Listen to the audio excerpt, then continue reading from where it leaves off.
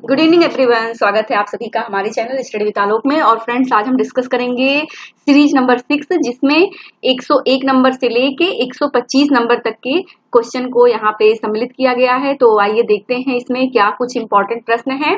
तो देखिए, question number जो 101 है, यहाँ पे पूछा गया है कि संस्कृत का प्रकारवादी सिद्धांत किसने प्रतिपादित किया है। ठीक है, तो संस्कृत का प्रकारवादी सिद्धांत किसने प्रतिपादित किया है? तो ईबी टायलर, मैलिनोवस्की, रेडक्लिफ ब्राउन और पार्सन्स। तो किसने किया है ये संस्कृत का प्रकारवादी सिद्धांत? तो ये किया है मैलिनोवस्की जी ने। किसने? मैलिनोवस्की। तो ऑप्शन बी हमारा यहाँ पे राइट आंसर हो जाएगा। अगला क्वेश्चन है इसमें कि एक पुस्तक पूछी गई है, शार्ट हिस्ट्री ऑफ मैरिज। ठीक है, तो short history of human marriage होता है।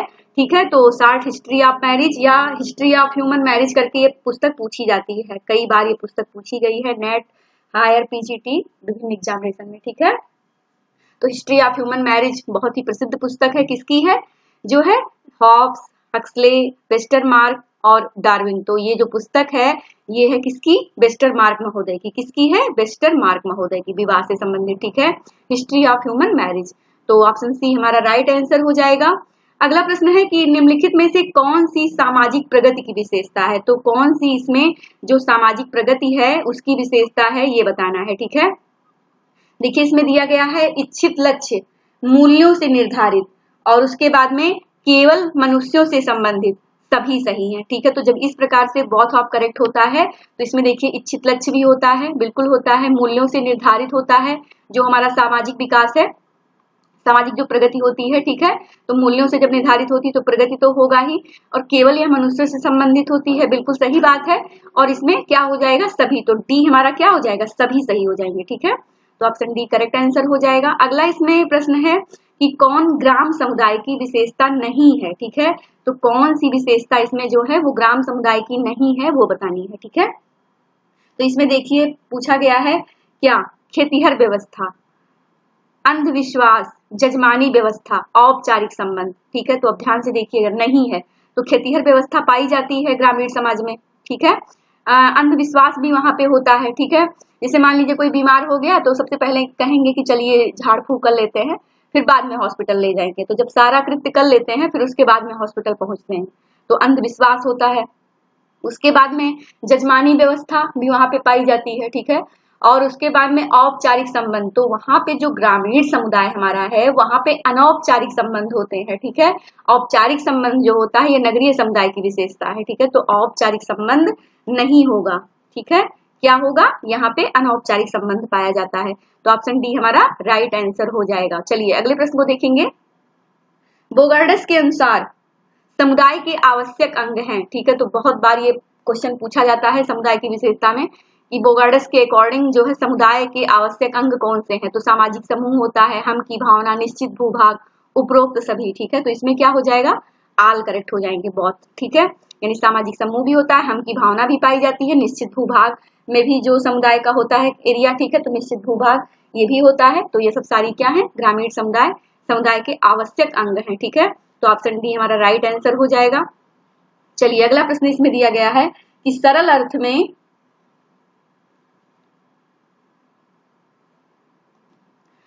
अर्थ में चिंतन अर्थगर्भित भाव भंगिमा के द्वारा एक व्यक्ति का स्वयं के साथ आंतरिकृत अथवा अंतर्निहित वार्तालाप है। तो बहुत इंपॉर्टेंट डेफिनेशन है कि सरल अर्थों में क्या है? चिंतन अर्थगर्भित भाव भंगिमा के द्वारा एक व्यक्ति का स्वयं के साथ आंतरिकृत अथवा अंतर्निहित वार्तालाप है। तो ये किसका कथन है, ये बताना है।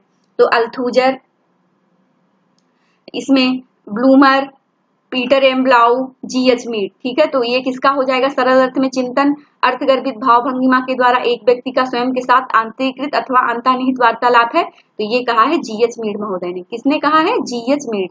तो ऑप्शन डी हमारा राइट आंसर हो जाएगा। अगला इसमें है कि मूल विषय तथा पाठ विषय का उपयोग किसमें किया जाता है? तो जो मूल विषय होते हैं और पाठ विषय का जो प्रयोग किया जाता है वो किया जाता है पथ विश्लेषण, आंकड़ा विश्लेषण, स्वरूप विश्लेषण या अंतः वस्तु विश्लेषण। तो फ्रेंड्स, ये कंटेंट एनालिसिस जो होता है इसमें मूल विषय तथा पाठ विषय का उपयोग किया जाता है। ठीक है, कंटेंट एनालिसिस। तो ऑप्शन डी हमारा राइट आंसर हो जाएगा। चलिए अगले प्रश्न को देखेंगे कि ग्रामीण समाज में किस सामाजिक आंदोलन को पुराने सामाजिक आंदोलन का उदाहरण कहा जाता है। ठीक है, तो ग्रामीण समाज में किस सामाजिक आंदोलन को पुराने सामाजिक आंदोलन का उदाहरण कहा जा सकता है। तो किसे कहा जा सकता है, वातावरण आंदोलन, किसान आंदोलन, निजातीय आंदोलन, क्षेत्रीय स्वायत्तता आंदोलन। ठीक है, तो इसमें किसको कहा जाता है, किसान आंदोलन को। किसे, किसान आंदोलन को। तो ऑप्शन बी हमारा राइट आंसर हो जाएगा। ट्राइबल मूवमेंट्स इन इंडिया नामक पुस्तक के लेखक कौन है। ठीक है, तो ट्राइबल मूवमेंट्स इन इंडिया नामक पुस्तक के लेखक कौन है, तो ये है MS A राव। ठीक है, तो मोस्ट इंपॉर्टेंट पुस्तक है, ये 1-2 बार पूछी भी गई है, तो आप इसको अच्छे से लर्न कर लीजिएगा। ट्राइबल मूवमेंट्स इन इंडिया, ठीक है, MS A राव। और एक MS गोरे जी की पुस्तक आती है अर्बनाइजेशन एंड फैमिली चेंज। ठीक है, तो अर्बनाइजेशन एंड फैमिली चेंज, ये भी पुस्तक पूछी गई है, बहुत इंपॉर्टेंट है। ठीक है, तो आप लोग इसको भी नोट कर लीजिएगा, अर्बनाइजेशन एंड फैमिली चेंज। तो MS गोरे जी की पुस्तक है। ठीक है, MS गोरे जी की पुस्तक है। लेकिन tribal movements in India MS Rao, तो थोड़ा सा यहाँ पे दोनों लोगों का नाम मिल रहा है, तो इसलिए मुझे याद आ गया, तो आप लोग इसको भी लर्न करके रखिएगा। तो ऑप्शन हमारा राइट आंसर हो गया। अगला प्रश्न है कि जिस प्रकार जीवन एक वस्तु नहीं वरन जीवित रहने की प्रक्रिया है, उसी प्रकार समाज एक वस्तु नहीं वरन क्या, संबंध स्थापित करने की एक प्रक्रिया है। ठीक है, तो बहुत इंपॉर्टेंट और बहुत अच्छी डेफिनेशन है। ठीक है, कि जीवन एक वस्तु नहीं वरन जीवित रहने की क्या है, प्रक्रिया है। ठीक है, जीवन क्या है, कोई वस्तु नहीं है, ये जीवित रहने की एक प्रक्रिया है। उसी प्रकार समाज एक वस्तु नहीं वरन क्या है, संबंध स्थापित करने की एक प्रक्रिया है। बिल्कुल, बहुत अच्छी डेफिनेशन है कि जीवन कोई वस्तु नहीं है। ठीक है, अगर आप जीवित हैं तो जीवित दिखने भी चाहिए। बहुत लोग क्या होते हैं ना, जिंदा रहते हैं लेकिन वो लगता है कि जैसे मर चुके हैं। ठीक है, उनके अंदर ना किसी को वो हंसा सकते हैं, ना अपना फीलिंग दे सकते हैं कि हाँ हम हैं यहाँ पे, एकदम कटे कटे रहते हैं लोगों से। ठीक है, तो जीवित अगर है तो जीवित दिखिए भी आप। ठीक है, तो जीवित जीवन क्या है, कोई वस्तु नहीं है कि आप कहीं पे ऐसे पड़े हुए हैं इधर उधर। अरे जीवन अगर है तो आप खुश रहिए, अपना जो कार्य है उसको अच्छे से करिए, लोगों से मिलिए, सामाजिक संबंधों को जीवित रखिए। ठीक है, बिल्कुल ये नहीं कि कटे कटे एकदम क्या है कि मतलब लोगों से मिल भी रहे हैं तब भी उनको इग्नोर कर रहे हैं कि हम आपको पहचानते ही नहीं है। ठीक है, तो ये सब नहीं है। संबंध क्या है, सामाजिक संबंधों को अपने बनाइए, स्थापित करिए, अंतःक्रिया करिए। समाज शास्त्र यही सब सिखाता है हमें। ठीक है, तो जीवन कोई वस्तु नहीं है वरन जीवित रहने की एक प्रक्रिया है। उसी प्रकार समाज एक वस्तु नहीं वरन संबंध स्थापित करने की एक प्रक्रिया है। ठीक है, तो विचारक इंगित करें, तो किसने ये बहुत इंपॉर्टेंट डेफिनेशन दी है, राइट, टीवी बाटोमोर, EB र्यूटर और उसके बाद में एलेक्स इंकेल्स। तो ये किसकी परिभाषा है, EB र्यूटर महोदय की। किसकी, र्यूटर महोदय की। तो ऑप्शन सी हमारा क्या हो जाएगा, करेक्ट आंसर हो जाएगा। चलिए अगले प्रश्न को देखेंगे कि किस समाजशास्त्री के अनुसार व्यक्तियों के बीच परस्पर संबंध संरचना का अंग है। ठीक है, तो किसने कहा कि व्यक्तियों के बीच परस्पर जो संबंध होते हैं वे संरचना का एक अंग है। तो अंग किसने माना संरचना को, मर्टन, ब्राउन, नार्डेल, मैलिनोव्स्की। तो जो अंग माने हैं व्यक्तियों के बीच परस्पर संबंध संरचना का एक अंग है, तो ये किसने माना है friends, most important, Radcliffe Brown महोदय ने। किसने माना था, ब्राउन महोदय ने। तो ऑप्शन बी हमारा राइट आंसर हो जाएगा। अगला इसमें कि संरचनात्मक प्रकारवाद जाना जाता है। ठीक है, तो संरचनात्मक प्रकारवाद जाना जाता है क्रिया सिद्धांत के रूप में, व्यवस्था सिद्धांत के रूप में, संस्करण सिद्धांत के रूप में या विनिमय सिद्धांत के रूप में। तो जो हमारा संरचनात्मक प्रकारवाद है वो व्यवस्था सिद्धांत के रूप में माना जाता है। किसमें, व्यवस्था। तो ऑप्शन बी हमारा राइट आंसर हो जाएगा। अगला इसमें है कि यह मान्यता कि समाज के सदस्यों के मध्य संबंध नियमानुकूल संगठित होते हैं, किसकी मूलभूत मान्यता है। ठीक है, तो किसकी मूलभूत मान्यता है, तो ये अंतःक्रियावाद, अस्तित्ववाद, प्रकारवाद, संघर्ष सिद्धांत। तो यह मान्यता कि समाज के सदस्यों के जो मध्य संबंध हैं ये नियमानुकूल संगठित होते हैं, और ये किसकी मूलभूत मान्यता है, तो ये प्रकारवाद की है। किसकी, प्रकारवाद की। तो ऑप्शन सी हमारा राइट आंसर हो जाएगा। अगला इसमें है कि निम्नांकित में से कौन सामाजिक संरचना का तत्व नहीं है। ठीक है, तो कौन सा इसमें सामाजिक संरचना का जो तत्व है वो नहीं है, ये बताना है। ठीक है, तो क्या है इसमें, देखिए संस्थाएं होती हैं, परिस्थिति एवं भूमिका होती हैं, समूह एवं उप समूह होता है, उप संस्कृत। ठीक है, तो उप संस्कृत इसमें नहीं है। तो ऑप्शन डी क्या हो जाएगा, हमारा करेक्ट आंसर हो जाएगा।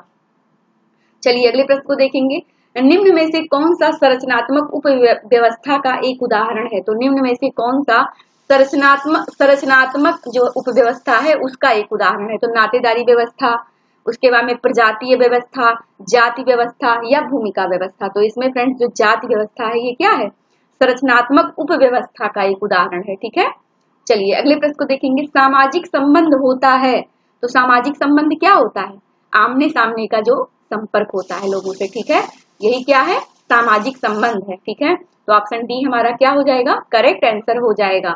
अगला प्रश्न है, यह तब उदित होता है जब सदस्य किसी मतभेद का सामना करता है। तो ये कब उदित होगा कोई चीज, जो इसमें नीचे दी गई है, संघर्ष, सहयोग, प्रतिमानता या एकमतता। ठीक है, तो यह तब उदित होता है जब सदस्य किसी मतभेद का सामना करता है। तो वहां पे क्या हो जाता है, संघर्ष की स्थिति उत्पन्न हो जाती है। ठीक है, जब आपस में मतभेद या सदस्यों के बीच में मतभेद की स्थिति हो जाएगी तो क्या होगा, वहां पे संघर्ष हो जाएगा। ठीक है, तो ऑप्शन ए हमारा राइट आंसर हो जाएगा। अगला है कि निम्नलिखित में से कौन सा एक असंगठनात्मक प्रक्रिया है। ठीक है, तो कौन इनमें से एक असंगठनात्मक प्रक्रिया है, जैसे सहयोग, सात्मीकरण, प्रसंस्कृतिकरण, ये सब तो है जो है संगठनात्मक, लेकिन प्रतियोगिता क्या है, असंगठनात्मक एक प्रक्रिया है। ठीक है, तो ऑप्शन सी क्या हो जाएगा, करेक्ट आंसर होगा। चलिए अगले प्रश्न को देखेंगे कि जब प्रतिस्पर्धा अपने मानकों को तोड़ती है तो वह रूपांतरित हो जाती है। ठीक है, तो किसमें हो जाती है, जब कोई प्रतिस्पर्धा अपने मानक को ही तोड़ देती है तो वो क्या किसमें रूपांतरित हो जाती है, प्रतिकूलता में, सात्मीकरण में, अनुकूलन में, संघर्ष में। तो जब प्रतिस्पर्धा अपने नियम कानून को तोड़ दी तो वह किसमें हो जाएगी, संघर्ष में तब्दील हो जाएगी। ठीक है, किसमें हो जाएगी, संघर्ष में। तो ऑप्शन बी हमारा राइट आंसर हो जाएगा। ठीक है, चलिए अगले प्रश्न को देखेंगे कि जब संघर्ष की भावनाएं यथेष्ट नहीं हो पाती हैं तो ऐसे संघर्ष को क्या कहा जाता है। जैसे मान लीजिए जब संघर्ष की भावनाएं यथेष्ट नहीं हो पाती हैं तो ऐसे संघर्ष को क्या कहते हैं, सामाजिक संघर्ष, जातीय संघर्ष, व्यक्तिगत संघर्ष, अव्यक्त संघर्ष। तो यानी जब संघर्ष की जो भावनाएं हैं वो पता ही नहीं चल पा रही हैं तो ऐसे संघर्ष को हम क्या कहेंगे, अव्यक्त संघर्ष। ठीक है, जैसे बहुत सारे लोग होते हैं उनके मन में उहापोह चलता रहता है लेकिन वो बता ही नहीं पाते, अपने भावना को व्यक्त ही नहीं कर पाते और घुट घुट के मर जाते हैं। ठीक है, बहुत सारी ऐसी महिलाएं रही हैं आदिकालीन या पुराने जमाने में, वो अपने जीवन में कितनी चीजें जो है ऐसे दबा के ही रख ली और फिर वो लास्ट में उनको बीमारी हो जाती है, फिर बाद में पता चलता है कि भैया जो है वो जो है खत्म हो गए। ठीक है, या कोई भी पर्सन हो। तो अब आजकल क्या है कि सब चीजों की आजादी हो गई तो अब कोई भी छोटी छोटी भी बात भी अपनी लोग बता देते हैं। ठीक है, तो जब संघर्ष की भावनाएं यथेष्ट नहीं हो पाती हैं तो ऐसे संघर्ष को क्या कहते हैं, अव्यक्त संघर्ष कहते हैं। ठीक है, और व्यक्त संघर्ष मतलब कि कोई भी चीजें हैं तो आप उसको अपना व्यक्त कीजिए। ठीक है, तो ऑप्शन डी हमारा करेक्ट आंसर हो जाएगा। अगला इसमें है कि सहयोग के 3 प्रकार हैं, प्राथमिक, द्वितीयक तथा तृतीयक सहयोग। कई बार ये एग्जामिनेशन में आया हुआ प्रश्न है सहयोग से। और सहयोग के जो 3 प्रकार, प्राथमिक, द्वितीयक और तृतीयक सहयोग का वर्गीकरण किसने किया है ये बताना है। तो मोस्ट इंपॉर्टेंट, मैकाइवर योंग पेज, ग्रीन, आगबन योंग निमकाफ, एल्ड्रिज योंग मेल। तो प्राथमिक, द्वितीयक, तृतीयक सहयोग की जो चर्चा की है वो की है फ्रेंड्स A.W. ग्रीन महोदय ने। किसने की है, ग्रीन महोदय ने। तो ऑप्शन बी हमारा राइट आंसर हो जाएगा। अगला इसमें है कि निम्नलिखित में से कौन सा गलत है। ठीक है, तो निम्नलिखित में से कौन सा गलत है, विचलन को दंडित किया जा सकता है, बिल्कुल। विचलन को पुरस्कृत किया जा सकता है, विचलन को बिना पुरस्कार या दंड मात्र स्वीकार किया जा सकता है, विचलन एक अपराध है। ठीक है, तो विचलन को पुरस्कृत नहीं किया जा सकता है। ठीक है, ये गलत हो जाएगा। ठीक है, विचलन को कभी पुरस्कृत नहीं किया जाता, विचलन को बिना पुरस्कार या दंड मात्र स्वीकार किया जा सकता है। ठीक है, ये सही है, विचलन एक अपराध है, विचलन को दंडित किया जा सकता है तो बिल्कुल किया जाएगा, लेकिन ऑप्शन बी जो है ये करेक्ट आंसर होगा, ये सही नहीं है। ठीक है, चलिए अगले प्रश्न को देखेंगे। सामाजिक संस्थाएं सामान्य इच्छाओं द्वारा संस्थापित संगठित मानव संबंधों का एक पुंज है। तो मोस्ट इंपॉर्टेंट, सामाजिक संस्थाएं सामान्य इच्छाओं द्वारा संस्थापित संगठित मानव संबंधों का पुंज है। किसने कहा है, C.H. Phule, Kingsley Davis, E.A. Ross, sheriff and sheriff. तो ये कहा है फ्रेंड्स E.A. रॉस महोदय ने। किसने, E.A. रॉस महोदय ने कहा है। तो ऑप्शन सी हमारा राइट आंसर होगा। सामाजिक संस्थाएं सामान्य इच्छाओं द्वारा संस्थापित संगठित मानव संबंधों का एक पुंज है। ठीक है, तो E.A. रॉस की डेफिनेशन है मोस्ट इंपॉर्टेंट, ऑप्शन सी हमारा राइट आंसर हो जाएगा। अगला प्रश्न है इसमें कि किसने भाषा तथा सामाजिक संस्थाओं की विरचना की। तो कई बार ये नेट में क्वेश्चन पूछा गया है कि किसने भाषा तथा सामाजिक संस्थाओं की विरचना की। तो डेरिडा, गॉडेलियर, लेवी स्ट्रास, स्मिथ। ठीक है, तो ये किसने किया था फ्रेंड्स, ये किया था डेरिडा महोदय ने। ठीक है, तो ऑप्शन ए हमारा करेक्ट आंसर हो जाएगा। इस सीरीज का लास्ट प्रश्न है कि निम्न में से किस जनजाति में हल को छूना तथा मकान पे छप्पर डालना महिलाओं के लिए निषेध है। ठीक है, तो बहुत सारी ऐसी प्रथाएं हैं जिसमें तमाम सारे बाउंडेशन रहते हैं कि ये नहीं करना है, वो नहीं करना है। ठीक है, तो ऐसे एक प्रथा है जनजातियों में कि हल को छूना तथा मकान पे छप्पर डालना महिलाओं के लिए निषेध है। ठीक है, तो गोंड जनजाति, खरिया जनजाति, खासी जनजाति, संथाल जनजाति, तो ये कहाँ पे है, ये जो है हल को छूना तथा मकान पे छप्पर डालना ये महिलाओं के लिए कहाँ पे निषेध है, ये है खरिया जनजाति में। ठीक है, तो ऑप्शन बी हमारा राइट आंसर हो जाएगा। इस प्रकार से फ्रेंड्स हमारी ये जो प्रश्नों की श्रृंखला थी वो यहीं पे समाप्त होती है। अगर वीडियो पसंद आए तो आप लोग वीडियो को लाइक करें, चैनल को सब्सक्राइब करें। धन्यवाद।